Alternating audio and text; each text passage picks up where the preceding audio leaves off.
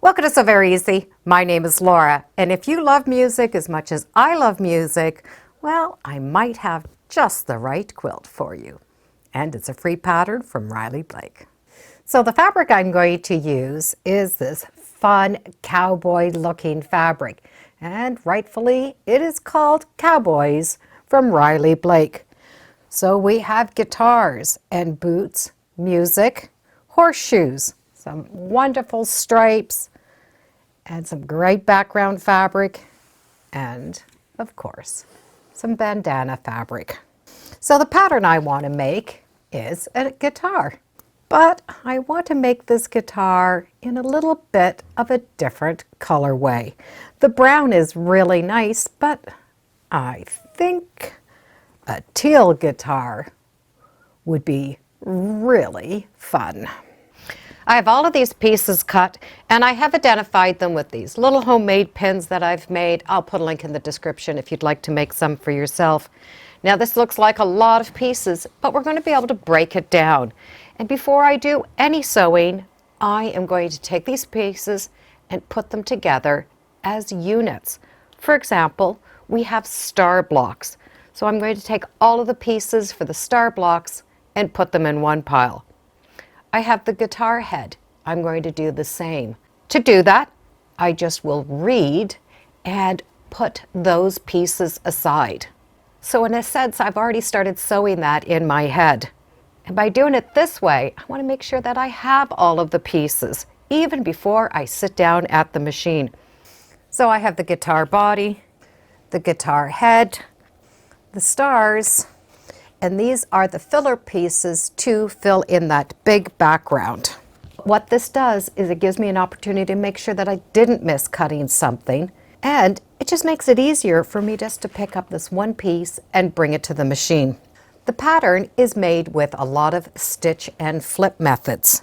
So I'm going to start, and I'm going to do as the directions say, and I'm going to start with the star blocks. How the stitch and flip is going to work is we're going to take this C block and we're going to put B on each end, just like we would do a half square triangle. So we're going to stitch from corner to corner, and then when that flips up, we're going to have the units that look like this. We're going to do all the one side, and then we're going to go and do the second side. So all of the C's are going to match all of the B's. So there's that line from corner to corner, and when I stitch and fold back, I've only replaced the corner. I haven't changed the size. So I'm going to be able to trim off this extra right here using a 1/4 inch. Once that's done, we're going to be able to do the next corner. Draw the line from corner to corner, stitch, trim, flip, press. I have my star points done. Now I'm going to be able to put my star block together. I'm going to have the middle block, 4 corners, and then the star arms are going to go in between. So I will stitch them together in a row, and then I can put those rows together. We've stitched, we've flipped, we've pressed, we're done.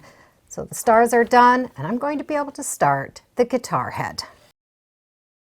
And this guitar head is what I'm going to make next. And once again, we are going to do some stitching and some flipping. As I work on these components, I do keep the pin or some type of a mark on the main piece of it.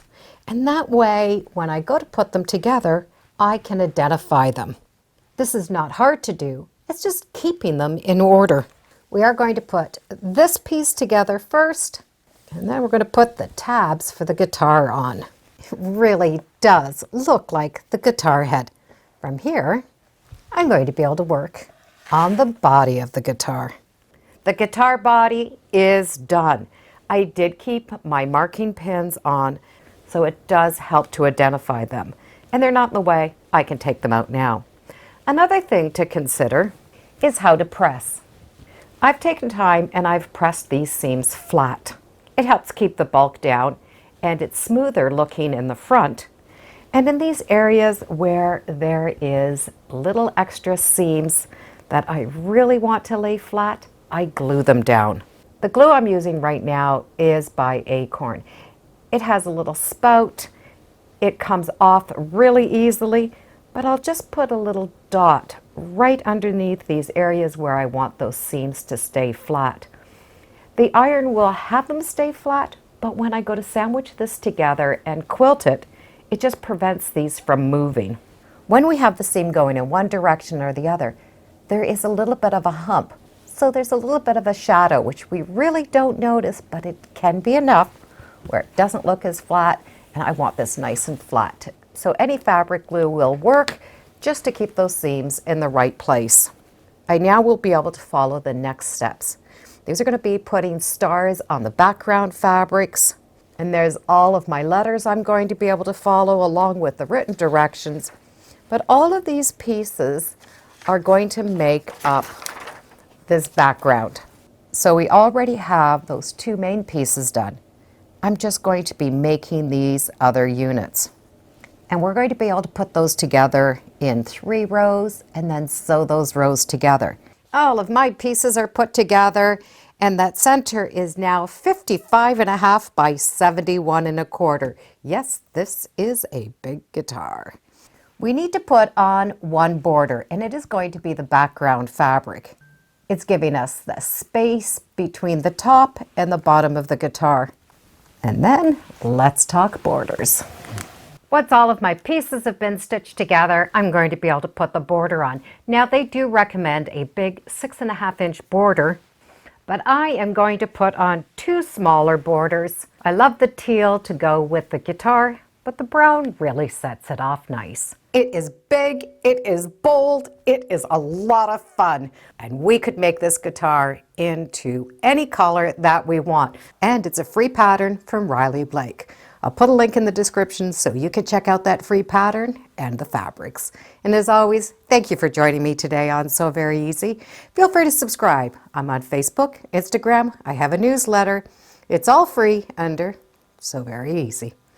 And if you like cowboy boots and music, this might be just the quilt for you.